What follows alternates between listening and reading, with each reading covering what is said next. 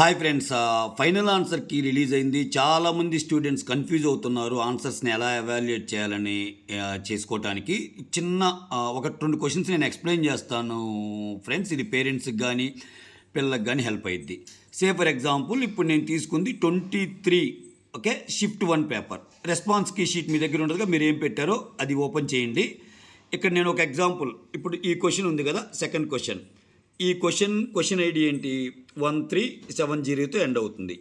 ఈ క్వశ్చన్కి పెట్టిన ఆన్సర్ ఏంటంటే ఆప్షన్ 3 6 7.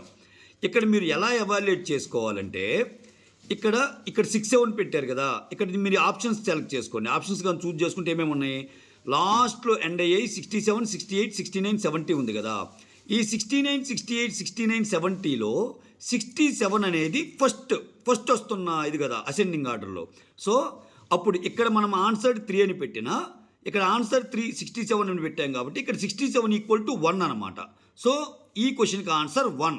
ఇక్కడ మనం ఫైనల్ ఆన్సర్కి చూసేటప్పుడు 1 సెకండ్, ఫైనల్ ఆన్సర్ కీలో ఆ క్వశ్చన్కి అగెనిస్ట్గా కీ ఇచ్చాడు కదా, ఇక్కడ 1370కి వెళ్తే ఇక్కడ చూసారా ఆన్సర్ 1 అని ఉంది.